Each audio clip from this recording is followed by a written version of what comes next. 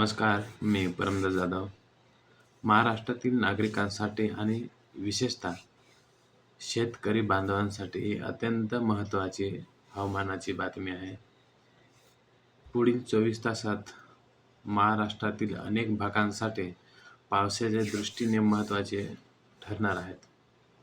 भारतीय हवामान विभागाच्या 31 जुलै रोजीच्या अधिकृत अंदाजानुसार 1 ऑगस्ट रोजी कोकण, मध्य महाराष्ट्र आणि काही भागात जोरदार पावसाची शक्यता आहे. विशेष म्हणजे पुणे घाट, सातारा घाट आणि मध्य महाराष्ट्रातील काही भागात जोरदार पावसाची शक्यता वर्तवण्यात आलेली आहे.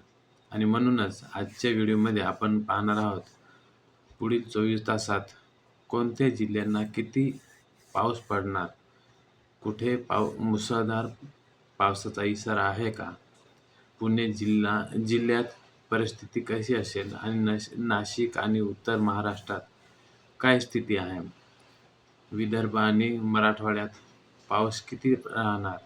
चला तर मग संपूर्ण जिल्हानिहाय अंदाज पाहूया.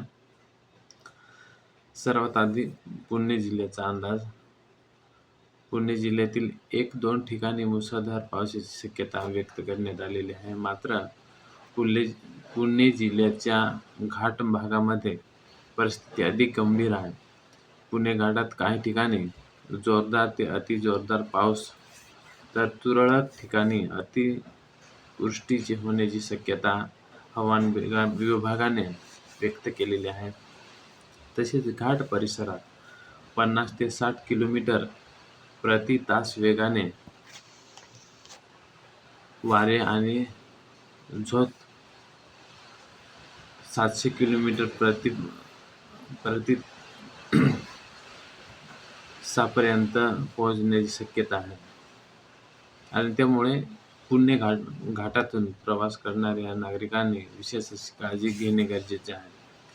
आणि कोकणात पावसाचा अंदाज पाहायचा गेला तर पालघरमध्ये 24 तास काही ठिकाणी जोरदार ते अतिजोरदार पाऊस होण्याची शक्यता आहे.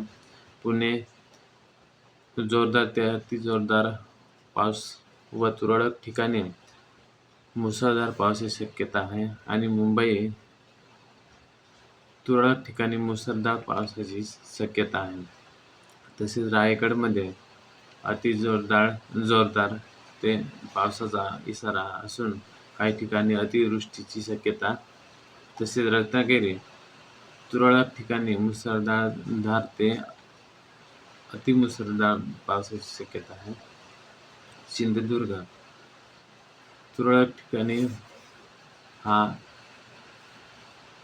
मुसळधार पावसाची शक्यता व्यक्त केलेली आहे. कोकणातील काही भागात जोरदार वाऱ्याचा प्रभाव आणि समुद्र खवळलेला राहण्याची शक्यता असल्यामुळे नागरिकांनी काळजी घ्यावी.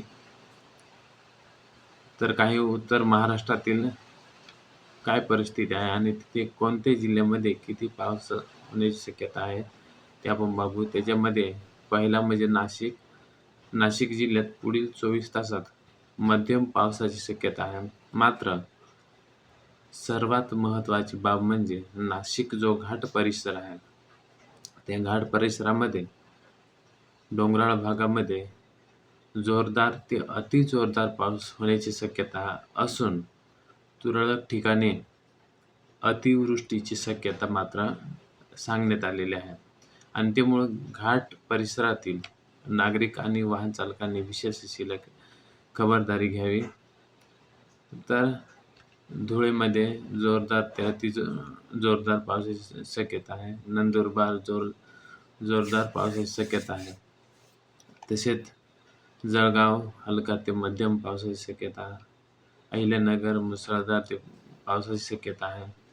तसेच काही पश्चिम महाराष्ट्रातील कोणत्या जिल्ह्यांना धोका, तर सातारा हलका ते मध्यम पाऊस आणि काही ठिकाणी मेघगर्जनेसह पाऊस होण्याची शक्यता. तसेच सातारा घाट जोरदार ते अतिजोरदार पाऊस. कोल्हापूर घाट परिसरात मुसळधार पावसाची शक्यता. तसेच सांगली काही ठिकाणी मेघगर्जनेसह पाऊस होण्याची शक्यता आहे. तसेच सोलापूर मेघगर्जनेसह पावसाची शक्यता. तर मराठवाड्यात अति जोरदार पावसाची शक्यता असल्याचे काही जिल्ह्यांमध्ये संभाजीनगरचा समावेश आहे. याच्यामध्ये जालना म्हणजे विजांच्या कडकडाटासह वादळी वातावरण, मध्यम पाऊस आणि 40 ते 50 किलोमीटर प्रति तास वेगाने वारे येण्याची शक्यता आहे. तसेच परभणी हलका ते मध्यम पाऊस आणि मेघगर्जनेची शक्यता. तसेच बीड विजांच्या कडकडाटासह मेघगर्जना आणि मध्यम पावसाची शक्यता आहे. हिंगोली मेघगर्जनेसह मध्यम ते हलका पाऊस. तर विदर्भात वादळी पावसाची शक्यता.